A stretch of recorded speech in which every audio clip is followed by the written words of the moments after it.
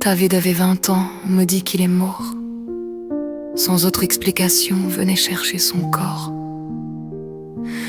J'ai cru devenir folle, comment est-ce possible?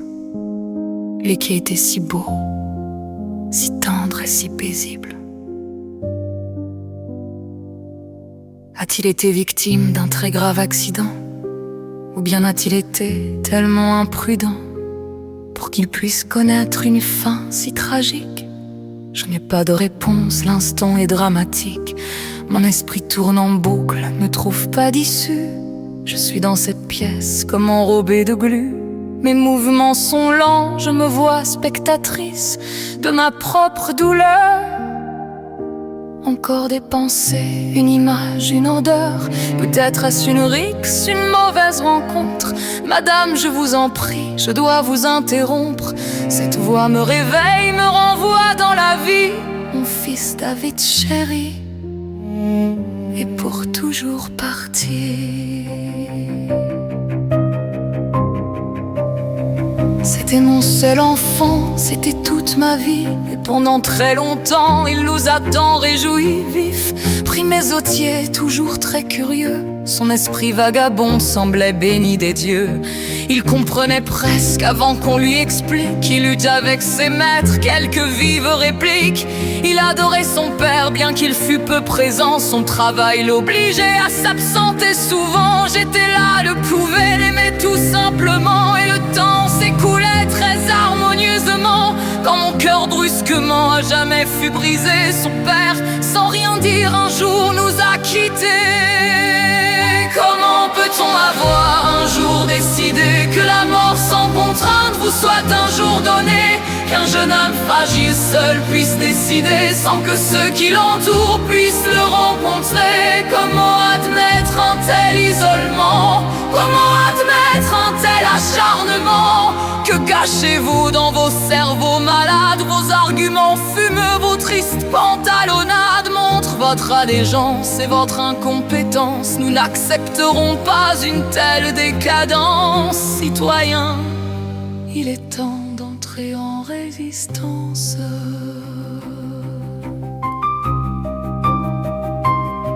Ce père qu'il n'avait jamais cessé d'idolâtrer venait en un instant de nous abandonner. Du jour au lendemain, nous nous retrouvons seuls. David est effondré et il me fait la gueule. Il semble m'accuser, me rendre responsable d'une situation jadis inconcevable. Nous étions une famille dans l'ensemble harmonieuse.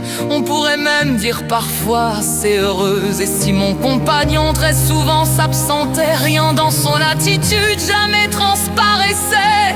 Lorsqu'enfin revenant de voyage, il décidait d'un temps de poser ses bagages et de nous accorder un peu de son amour. David rayonnait, retrouvait son humour. Tout était dans la joie pendant ce court séjour. Comment peut-on avoir un jour décidé que la mort sans contrainte le soit un jour donné? Qu'un jeune homme fragile seul puisse décider sans que ceux qui l'entourent puissent le rencontrer? Comment admettre un tel isolement? Comment admettre un tel acharnement? Que cachez-vous dans vos cerveaux malades? Vos arguments fumeux, vos tristes pantalonnades montrent votre allégeance et votre incompétence. Nous n'accepterons pas une telle décadence. Citoyens, il est temps d'entrer en résistance.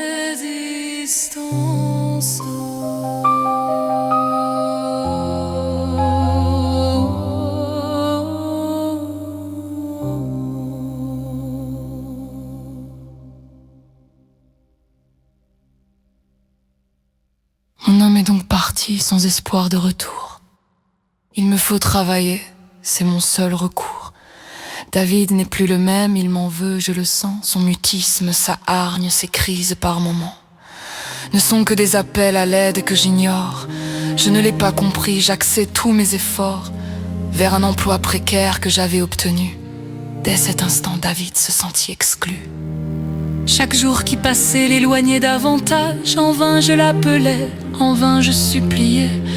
Je n'ai même pas eu le plus petit présage, la pensée, la prescience de ce qu'il préparait. Comment prévoir qu'un fils jeune et en pleine santé puisse en quelques heures, sans grande difficulté, trouver toute assistance et bonne volonté auprès des personnels d'un service de santé censé soigner les gens et non les suicider.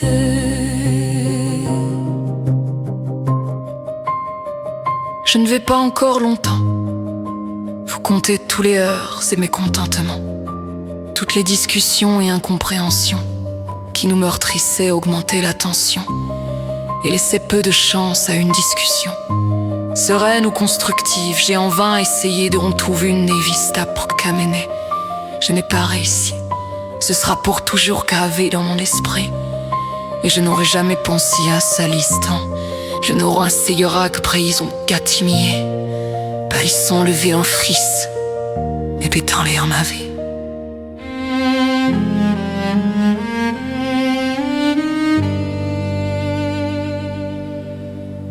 Des levé en fils et des traits en ma vie.